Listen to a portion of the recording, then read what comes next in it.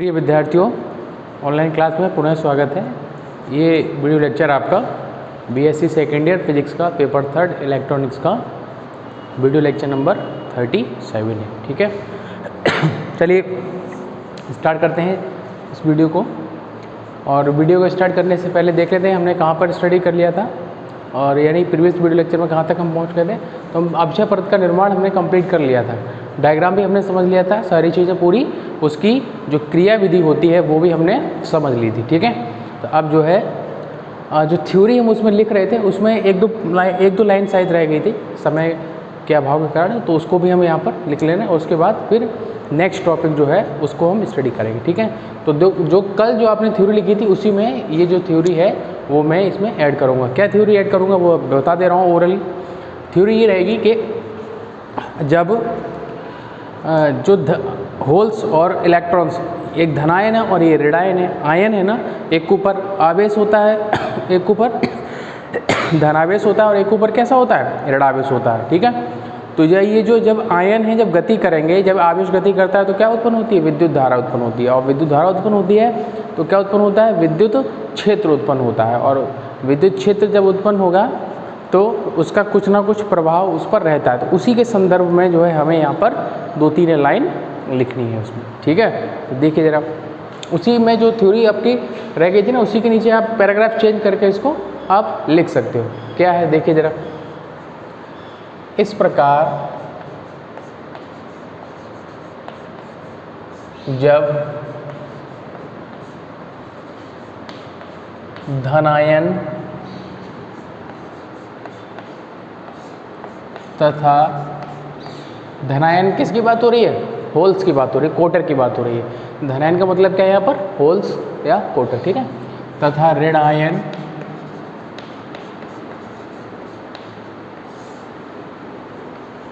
गति करते हैं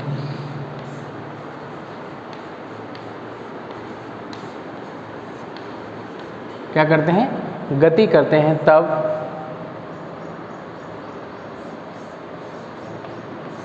गति करते हैं तब क्या होता है, एक विद्युत क्षेत्र उत्पन्न होता है।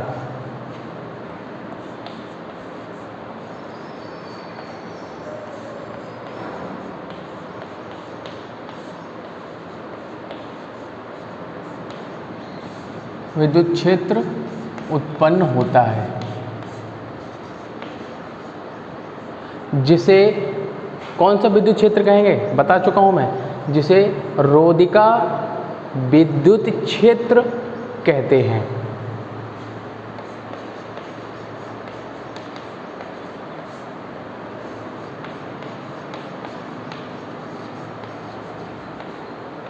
जिसे रोधिका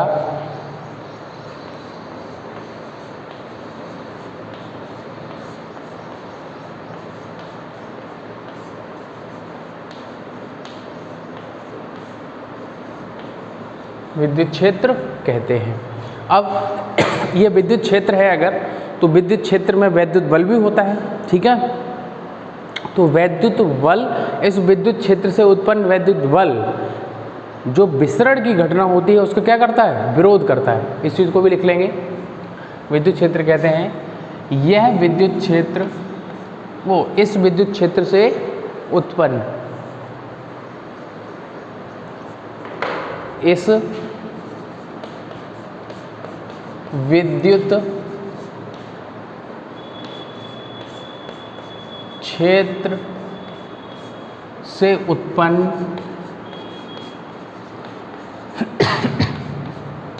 इस विद्युत क्षेत्र से उत्पन्न वैद्युत बल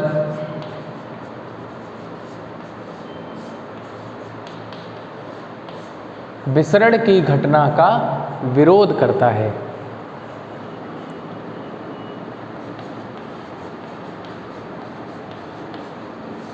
विसरण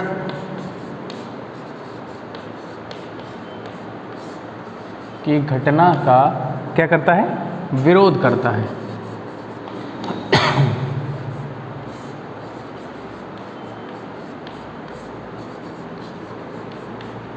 विसरण की घटना का विरोध करने का मतलब क्या है यहाँ पर है कि जो होल्स p से n और इलेक्ट्रॉन्स n से जो p जा रहे थे उनको क्या करता है, रोकने की कोशिश करता है। यही तो विसरण था ना, हाई डेंसिटी से लो डेंसिटी की ओर जो होल्स और इलेक्ट्रॉन्स जो है मूव कर रहे थे, डिफ्यूज हो रहे थे, उनको क्या करता है, अपोज करता है। ठीक है, इसलिए यह एक विभव प्राचीर की तरह कार्य करता है, इसलिए इसको रोधिका विभव भी कहा जाता है।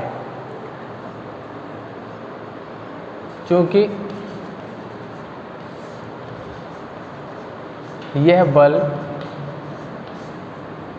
बोल दीजिए या विद्युत क्षेत्र बोल दीजिए, ठीक है, एक क्षेत्र बोलेंगे तो ज़्यादा बेटर रहेगा, है ना।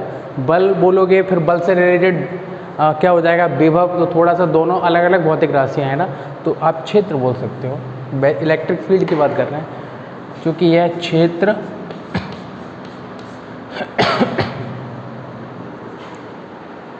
किसका, विसरण का विरोध करता है,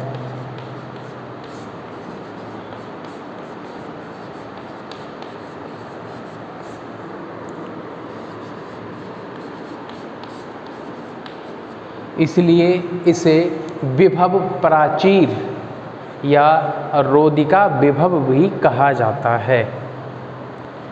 क्योंकि यह क्षेत्र एक विसरण का, एक थोड़ी आएगा इसमें, एक हटाओ यहाँ से, यह क्षेत्र विसरण का विरोध करने के कारण, विसरण का विरोध, सेंटेंस कंप्लीट करो उसको, है ना, विरोध करने के कारण विभव प्राचीर की तरह कार्य करता है, विभव प्राचीर की तरह कार्य करता है।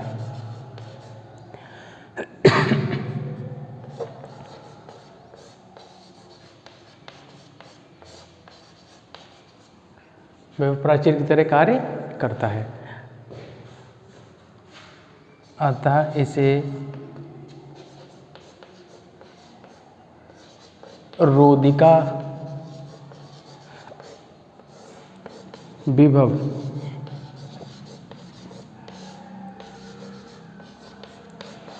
के नाम से भी, रोधिका विभव बीबी, ठीक है ना, पोटेंशियल जो था आपका विभव प्राचीर, रोधिका विभव के नाम से भी जाना जाता है। ये हो गया आपका कंप्लीट, लिख लेंगे इसको, नोट कर लेंगे, ठीक है। चलिए अब इसको हटा दे रहा हूँ मैं, ये हो गया आपका कंप्लीट, उसी में आपको लिख लेना है इसको भी।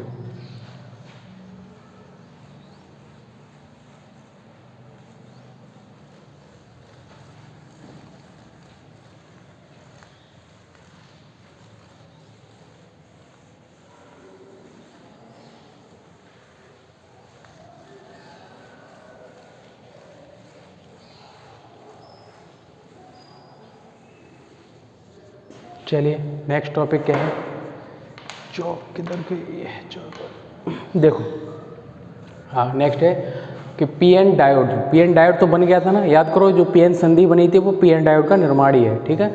तो जब पीएन डायोड हमें बन गया है तो पीएन डायोड का एक शब्द होता है बाइसीकरण। क्या होता है उसका, बाइसीकरण होता है, ठीक है। तो वही हेडिंग है कि पीएन डायोड का बाइसीकरण।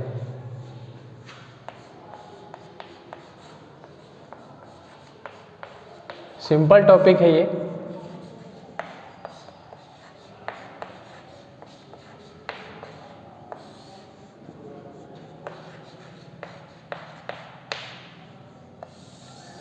बाइसीकरण कीजिए, देखिए, ठीक है।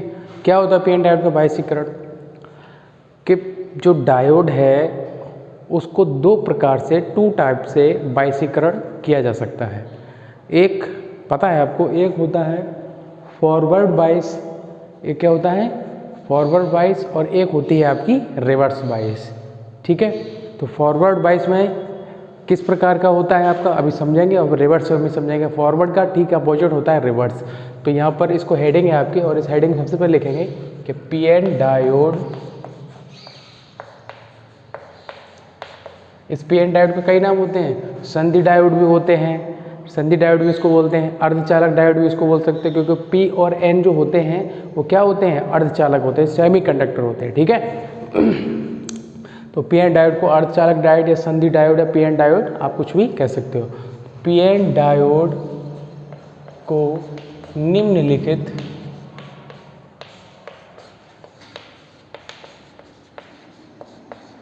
निम्नलिखित दो प्रकार से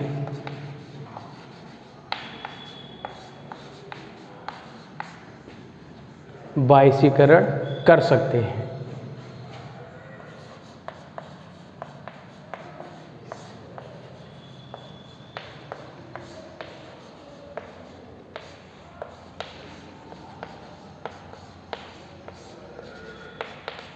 एक होती है अग्र अवनति और एक होती है पश्च अवनति या उत्क्रम अवनति। यहाँ लिख दे रहा हूँ मैं। नंबर 1 अग्र अभिनति, इसको इंग्लिश में बोलते हैं फॉरवर्ड बाइस।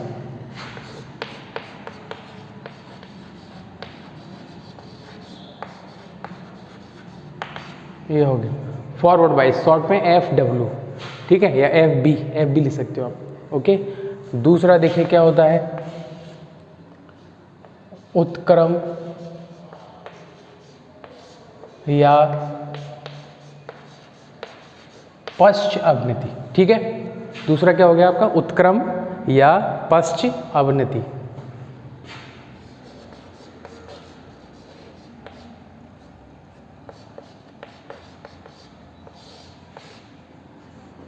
रिवर्स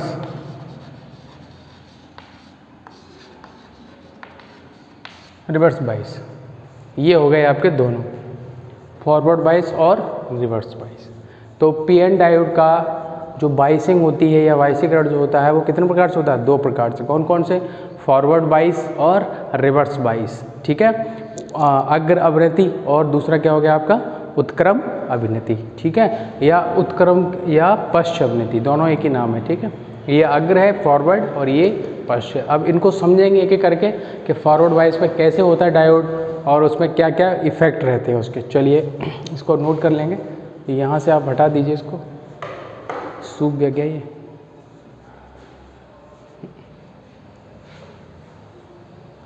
नहीं सूखा, इसको हटा।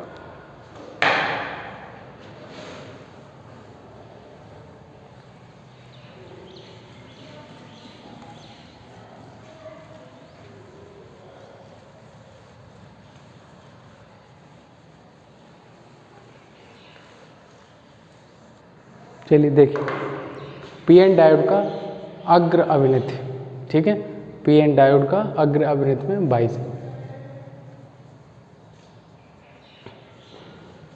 ये पहला सिर्फ पॉइंट डाल दे रहा हूं मैं।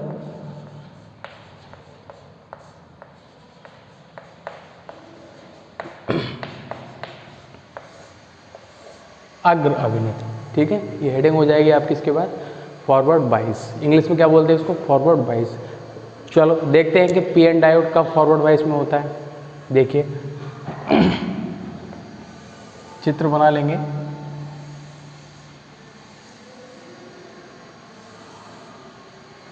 दिख रहा है चित्र, ठीक है।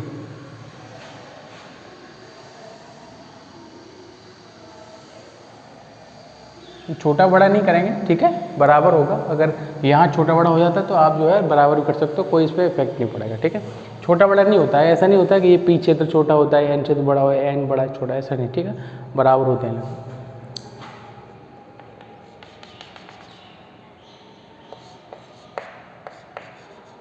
पी क्षेत्र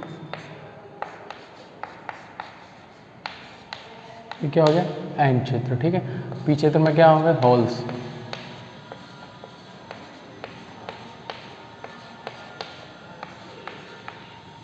एन क्षेत्र में क्या होंगे, इलेक्ट्रॉन्स होंगे।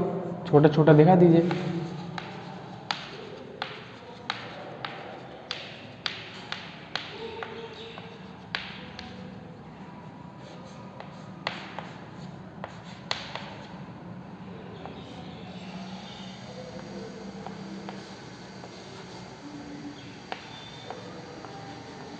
ये हो गया, ठीक है ना। अब देखो ये पी एन डायोड है, अभी ये ना तो अग्र अभिनत में है ना ही ये अभी किस में है, पश्च अभिनत में है। अब इस सिर्फ एक डायोड है। अब देखो अग्र अभिनत कब होता है वो जानो, पहले मैं ऐसे बता दे रहा हूँ। जब डायोड का जो पी क्षेत्र है उसको बैटरी या सेल के पी सिरे या वो धनात्मक सिरे से, बैटरी धनात्मक में, बैटरी और सेल में धनात्मक सिरे होते हैं और ऋणात्मक सिरे होते हैं। सेल में एक धनात्मक होता है और एक ऋणात्मक होता है, बैटरी में 2 धनात्मक होते हैं और 2 क्या होते हैं, ऋणात्मक होते हैं। ठीक है, तो पी एन डायोड को समझिए कि जब पी एन डायोड का जो पी सिरा है वो बैटरी या सेल के, कोई भी एक एग्जांपल ले लीजिए, धन सिरे से जुड़ा हो। पी कहाँ से, पी का मतलब ऐसे याद रखो, पी पॉजिटिव, पॉजिटिव का मतलब धनात्मक। तो बैटरी या सिरे के, वो बैटरी या सेल के कौन से सिरे से जोड़ दें, धनात्मक, और एन को किससे जोड़ दें, ऋणात्मक से। तो पी एन डायोड कौन सी अभिनति में हो जाता है, अग्र अभिनति में हो जाता है। देखो इस प्रकार से हम एक बैटरी लेके चलेंगे,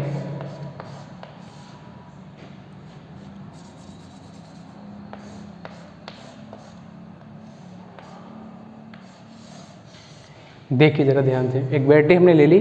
अच्छा ये भी चीज़ पता होगी कि अगर ये बैटरी है तो इसमें एक जो लाइन होती है बड़ी होती है, एक लाइन कैसी हो जाती है, छोटी, फिर एक लाइन कैसी हो गई, बड़ी, फिर एक लाइन कैसी हो गई, छोटी हो गई। ठीक है, तो जो लाइन बड़ी होती है वो लाइन होती है प्लस, धनात्मक, पॉजिटिव होती है, और जो लाइन छोटी होती है वो कैसी होती है, नेगेटिव होती है। अब ज़रा ध्यान से देखिए, ये क्या है, बैटरी है, कोई 20 वोल्ट की बैटरी ले ली हमने। ठीक है, कोई भी वोल्टेज ले लीजिए। तो अब इस बैटरी का जो पॉजिटिव सिरा हमने किससे जोड़ दिया है, पी क्षेत्र से। कहाँ जुड़ा हुआ है, पी क्षेत्र से। और एन सिरा देखो कहाँ जुड़ा हुआ है, नेगेटिव से। तो इस कंडीशन में जो डायोड होगा वो आपका कौन सी अभिनति में होता है, ये होता है आपका अग्र अभिनति में। अब यहीं पर मैं बता दूंगा आपको कि अगर इसको आप चेंज कर दोगे, पी को जोड़ दिया आपने माइनस से और एन को जोड़ दिया प्लस से, तो ऑटोमेटिकली डायोड फिर किस अभिनति में चला जाएगा, फिर ये अभिनति में चला जाता है, कौन सी, पश्च अभिनति में। ठीक है, तो जब वहाँ जोड़ेंगे तो उसके लिए डायग्राम बना लेंगे। तो यहाँ पर आपके सामने ये डायग्राम है इसका। ठीक है, तो इसको आप बनाओगे कि अग्र अभिनति में कब होता है और पश्च में कब होता है। तो अग्र के लिए बना लिया। अब इसकी थ्योरी लिख देने से देखो क्या है, पी एन डायोड जब पी एन डायोड के पी क्षेत्र को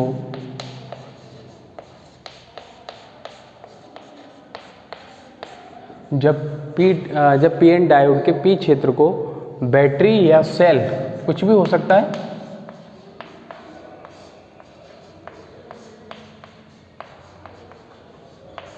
बैटरी या सेल के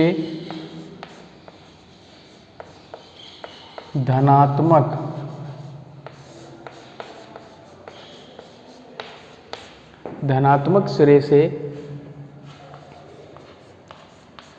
तथा एन क्षेत्र को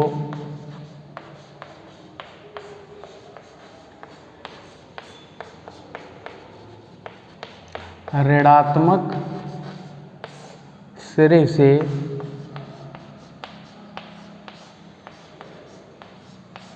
जोड़ा जाता है,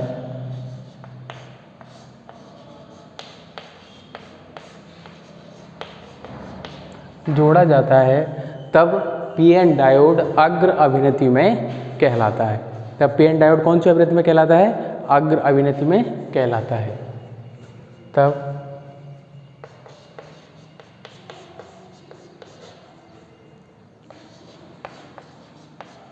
पी एन डायोड अग्र अभिनति में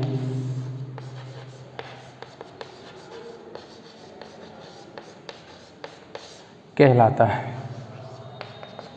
ठीक है, जो डायग्राम बना हुआ है उसी डायग्राम की हमने यहाँ पर क्या लिख दी है, थ्योरी लिख दी है। सिंपल है, P पॉजिटिव, ऐसे याद रखो, P अगर पॉजिटिव से जुड़ा है और N नेगेटिव से जुड़ा है, यानी फॉरवर्ड वाइस में है, अग्र अभिनति में। ठीक है, तो ये उस डायग्राम से रिलेटेड थ्योरी लिख दी है। अब इसका क्या इफेक्ट होता है वो भी देख लेते हैं कि जब डायोड अग्र अभिनति में होता है तो कौन कौन सी चीज़ों पर प्रभाव जो है होता है। ठीक है, लिखो, इस वो अग्र अभिनति में, इसको हटा दो, अब नोट कर लेंगे, इसको हटा के मैं वे यहाँ लिखता हूँ। ठीक है,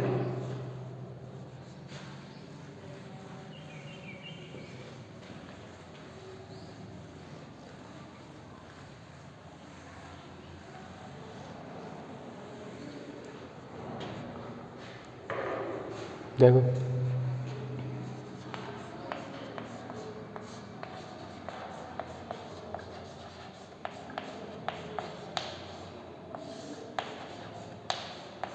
अग्र अभिनत में डायोड निम्नलिखित प्रभाव दर्शाता है।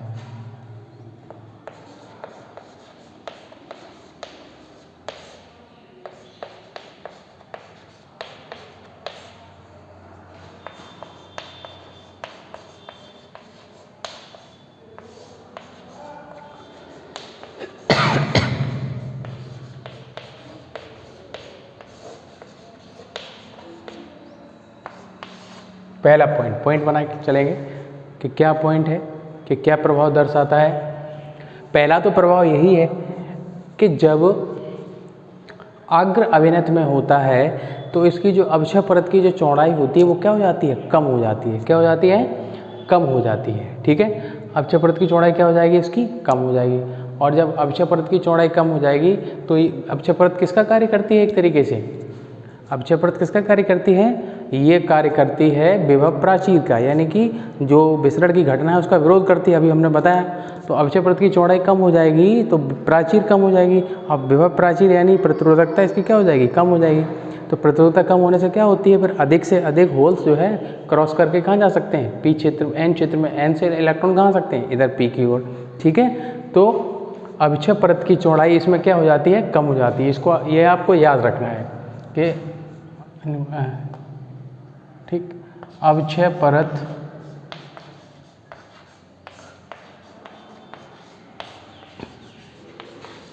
की चौड़ाई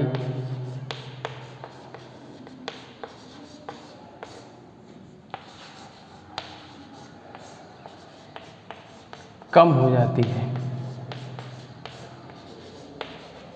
अवक्षय परत की चौड़ाई कैसी हो गई, कम हो गई है। ठीक है, और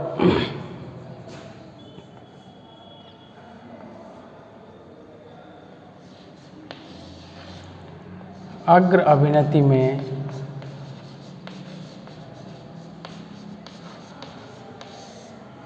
जो विद्युत धारा प्रवाहित होती है, भाई जब वोल्टेज अप्लाई करोगे तो करंट फ्लो होगा ना, आवेश तो है ही, आपके चार्ज पार्टिकल तो हैं ही, होल्स और इलेक्ट्रॉन। तो जब वोल्टेज और अप्लाई कर दिया तो करंट तो फ्लो होना ही है। तो अग्र अभिनत में जो विद्युत धारा प्रवाहित होती है तो वो होती है बहुसंख्यक आवेश वाहकों के कारण। ये आपको याद रखना है। अग्र अभिनत में डायोड में, अग्र अभिनति में डायोड में विद्युत धारा बहुसंख्यक आवेश वाहकों के कारण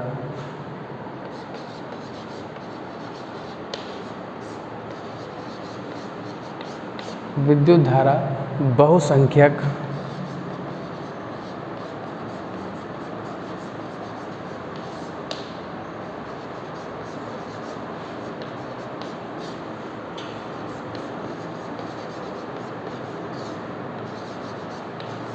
बहुसंख्यक आवेश वाहकों के कारण प्रवाहित होती है, के कारण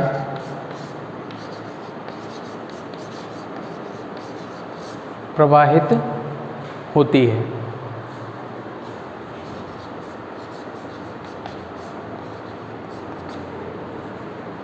ठीक है, इसको नोट करेंगे आप। अब हटा देता हूँ मैं इसको।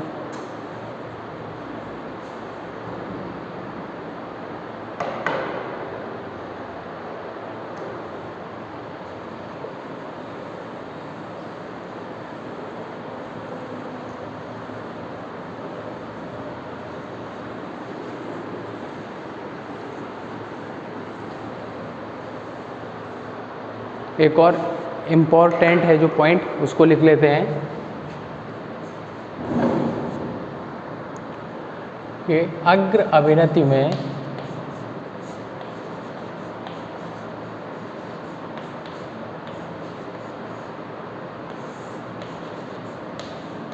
अग्र अभिनति में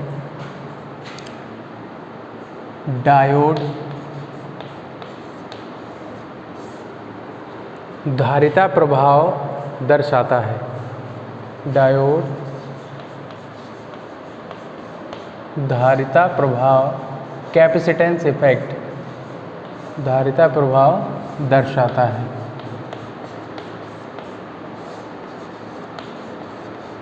ठीक है, ये कुछ आपके मेन पॉइंट हैं। जब डायोड फॉरवर्ड बायस में होता है तो कौन कौन से इफेक्ट को शो करता है, तो यहाँ पर हमने इसको लिखा है। ठीक है,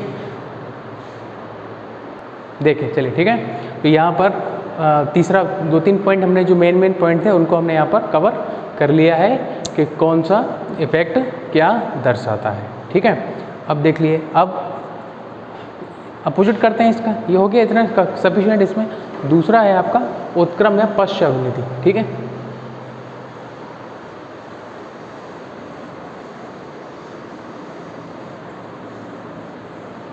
उत्क्रम या पश्च अभिनेति क्या है?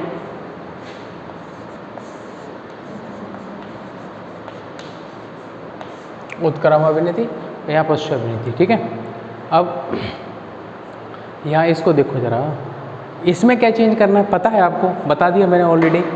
ये आपको चेंज करना है ओनली, यानी कि जो P क्षेत्र है वो किससे जुड़ जाएगा? अब बैटरी के नेगेटिव से, और जो N क्षेत्र है वो किससे जुड़ जाएगा? बैटरी के पॉजिटिव से। अब ये किस अभिनेति में चला गया है? उत्क्रम अभिनेति में।